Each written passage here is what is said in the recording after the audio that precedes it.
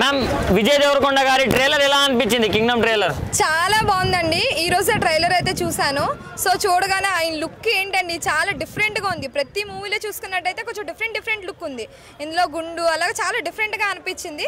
So ఇందులో విజయ్ దేవరకొండ అయితే చాలా బాగా యాక్ట్ అయితే చేశారు.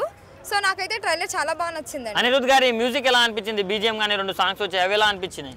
బీజిఎం కానీ లేదంటే అదంతా బ్యాక్గ్రౌండ్ స్కోర్ కానీ అదంతా చాలా బాగుందండి. ఓకే, అంటే ఇప్పుడు ఇంతకు ముందు అన్ని లవ్ స్టోరీస్ చేశాడు, ఈసారి డిఫరెంట్ గా మాస్ యాక్షన్ జోనర్ ఎంచుకున్నాడు కదా, సో ఈ సినిమాతోటి కంబ్యాక్ ఇవ్వగలడా అని మీకేనా అనిపిస్తుంది? అంటే ఇప్పటివరకు చూసుకున్నట్టయితే ఒక విజయ్ దేవరకొండని అంటే ఒక గీతా గోవిందంలో చూసుకున్నట్టయినా లేదు అర్జున్ రెడ్డి అందులో చూసుకున్నట్టయితే ఒక రొమాంటిక్ సీన్స్ కానీ ఆ మూవీస్ కానీ అలా ఉండేవి. కానీ ఇది చూస్తే యాక్షన్ ఫిల్మ్ కానీ చాలా డిఫరెంట్ థీమ్ అనిపిస్తుంది నాకైతే. సో విజయ్ దేవరకొండ ఏ మూవీ చేసినా సరే అది హిట్ అయితే అవ్వాల్సిందే. ఇంకో విషయం ఏంటి అంటే ఇప్పుడు చాలామంది ఫ్యాన్స్ అయితే ఉంటారు, కానీ విజయ్ దేవరకొండకి చాలామంది లేడీస్ ఫ్యాన్స్ అయితే ఉంటారు. ఎందుకంటే ఆయన కట్అవుట్ కానీ ఆయన లుక్స్ కానీ ఆయన యాక్టింగ్ కానీ వేరే లెవెల్ అనే చెప్పుకోవాలి. ఓకే, మినిమం ఎంత కలెక్ట్ చేస్తుందని మీరు అనుకుంటున్నారు?